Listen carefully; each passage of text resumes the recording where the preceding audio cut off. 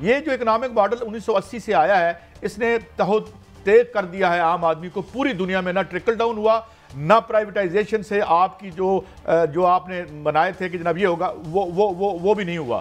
Why don't we discuss this کہ یہ model پٹا ہوا ہے, یہ امیر آدمی کے لیے سسٹم ریگڈ ہے 1% کے لیے, اس میں سے ہمیں غریبوں کو کچھ نہیں ملنا. یہ کیوں بحث میں نہیں آتا جناب شبر زیدی صاحب؟ دیکھیں یہی تو آپ کو عرض کر رہا ہوں, یہ بحث تو لے آیا ہوں جی. میں تو آپ کو بالکل صاف کہہ رہا ہوں کہ آپ 80 کی بات کر رہے ہیں, میں تو تقریباً 70 کی بات کر رہا ہوں کہ جو بھی اکنامک معاشی نظام اس وقت دنیا میں آ چکا ہے اور جس طرح سے ہم یہ چلا رہے ہیں اس کو فالو کرتے ہوئے یہ اس بیسس پر عوام کو کچھ نہیں ملنے اور یہ تباہی کی طرف لے جا رہا ہے. میں اس سے بالکل ایگری کرتا ہوں آپ کی بات سے 100%, اور یہی بات میں نے کی ہے اس کی وجہ سے بڑی پوری قوم ہل گئی ہے کہ میں کہہ رہا ہوں کہ یہ ملک کو دیوالی کی طرف لے جا رہا ہے. میں آپ کی 100% بات ایگری کرتا ہوں, مجھے 1% بھی اس پہ کوئی شک نہیں ہے اور میں نے یہ بات پبلکلی کر دی ہے اور اس کی آپ گونج جب سن رہے ہیں تمام جگہوں پہ, ایوانوں میں بھی آئے گی انشاءاللہ بہت جلدی اس کی بات.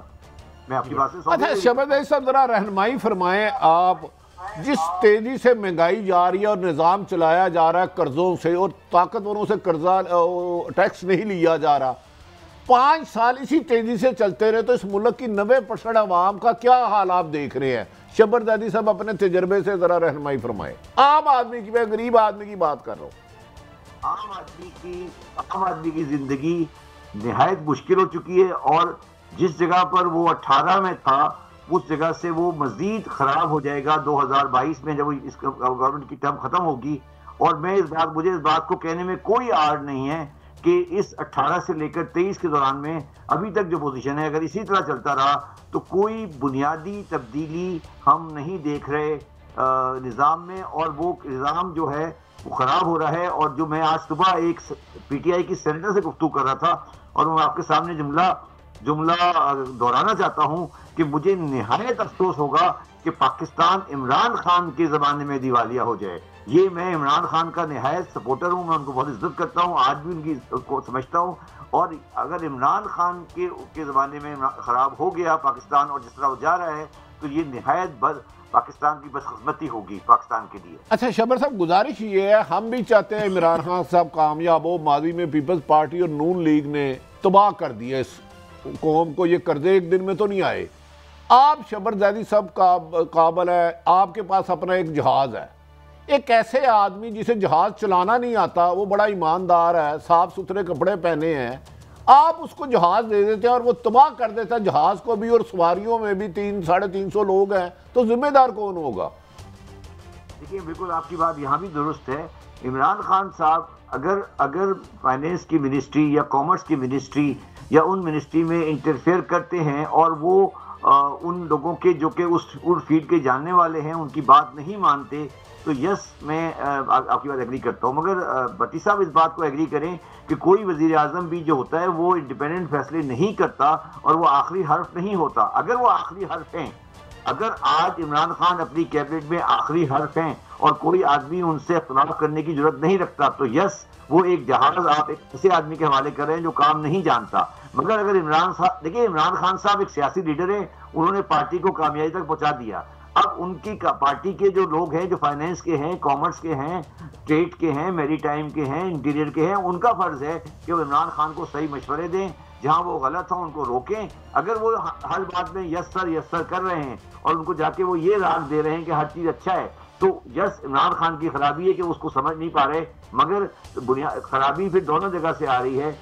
مگر آپ کی بات بالکل درست ہے, اس تمام خرابی کا ذمہ دار بالآخر عمران خان ہی ہوں گے, یہ میں آپ کی بات سے ایگری کرتا ہوں. اچھا شبر زیدی صاحب, 2 نقطہ نظر میں نے ابھی سنے ہیں. ایک تو میں ابھی کنفرم نہیں کر سکتا لیکن شاید وزارت صاحب کا ایک کلپ چل رہا ہے, میرے خیال میں وہ ہماری اسٹیٹ بینک کی گورنر بھی نہیں ہے اگر میں غلط نہیں کہہ رہا تو.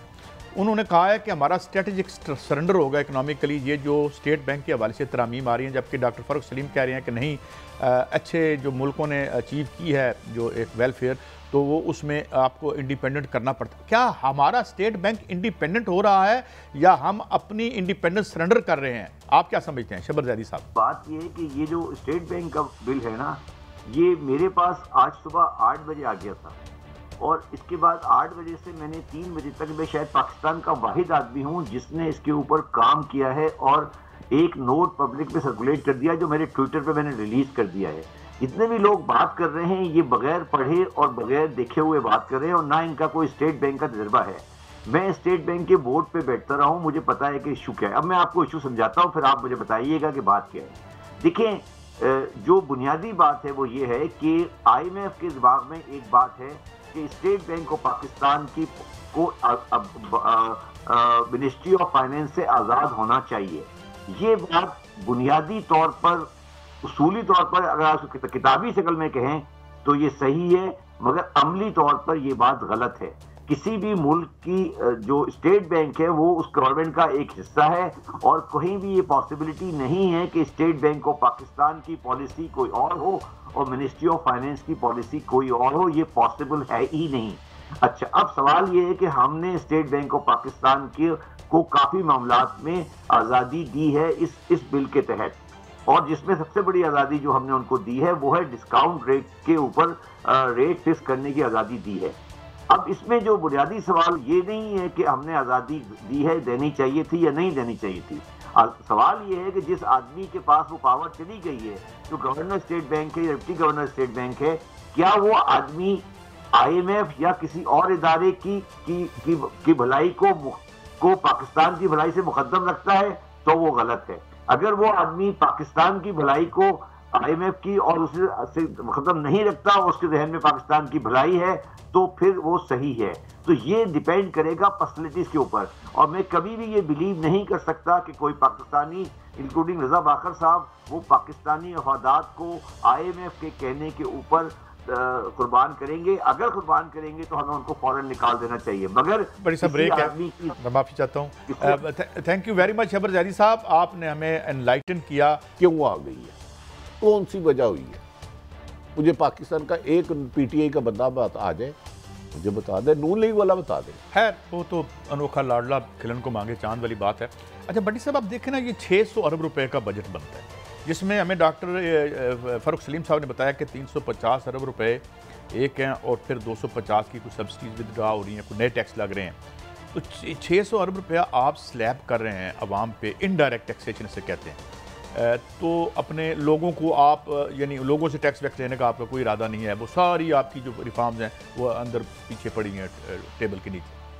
تو اس پہ کوئی، اس کا مطلب ہمارے ساتھ کوئی سنسیر نہیں ہے، گورنمنٹ تو کرتی ہے، اپوزیشن بھی ہمارا کوئی آنسو نہیں پوچھے گی۔ اچھا قاضی صاحب، آپ مجھے نواز شریف صاحب، محترم آصف علی زرداری صاحب، ان کی اندازاً کتنا پیسہ ہوگا؟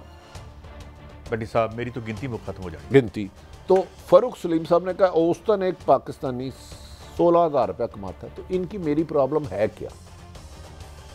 جاتی عمرہ غالباً 17,700 ایکڑ ہے اور بنی گالا 350 ہے۔ اس کی دیکھ بھال کے لیے مالی کتنے چاہیے ہوں گے، اس کا مہینے کا بجٹ مجھے بتا کے دیں۔ قاضی صاحب یہ ہمارے لیڈر نہیں ہیں، یہ درشنی لیڈر ہے۔ ہمارا لیڈر تھا قائد اعظم، میں بیمار ہو گیا، میں نہیں۔ بنٹی صاحب ایک دلچسپ بات بتاؤں آپ کو، ہمارے کسی استاد نے کہا تھا کہ اگر ملک کے تمام لوگوں کا روزگار لگ جائے تو ان کے جو عالیشان محلات ہیں ان میں تو کام کرنے کے لیے نوکر نہیں ملے گا، یہ تو سسٹینیبل ہی نہیں ہوں گے۔ میں نے آپ کو بتا دیا، آرمی آف ان امپلائڈ چاہیے۔ میں نے آپ کو بتا دیا ہے بلاول ہاؤس کے کتنے ملازم ہیں، مہینے کا کتنا خرچہ ہے، بنی گالا کتنا رقبہ ہے، کتنا خرچہ ہے، جاتی عمرہ کا ہے، ان تینوں کے ٹوٹل اخراجات کو بھی مجھے رہنمائی فرمائے تو پھر میں بتاؤں گا یہ میرے لیے۔ بنٹی صاحب آپ یہ کہنا چاہتے ہیں کہ جب ان کے مسائل ہمارے مسائل ہی نہیں ہیں؟ ہاں دیکھیں، جو مسائل ان کے پاس ہے نا، ملک کی 98% آبادی نے تصور بھی نہیں کیا۔ وہ اللہ تعالیٰ سب کی مشکلیں آسان کرے، جو 98% لوگوں کے مسائل درکار ہیں انہوں نے کبھی اس کا تصور نہیں کیا۔ یعنی اب اگر میں آپ کی بات کروں، آپ کی بات کو آگے بڑھاؤں، تو 5% لوگ تو اپنی گاڑی پہ آ جا لیں گے۔ اس کا مطلب یہ ہے کہ 95% لوگ چنکی پہ بیٹھیں گے، پیدل چلیں گے، گندی یعنی مینز آف کمیونیکیشن استعمال کریں گے۔ سائیکلوں پر بھی، آج میں نے سنا ہے کہ سائیکل پر بھی ٹیکس ابھی لگا دی۔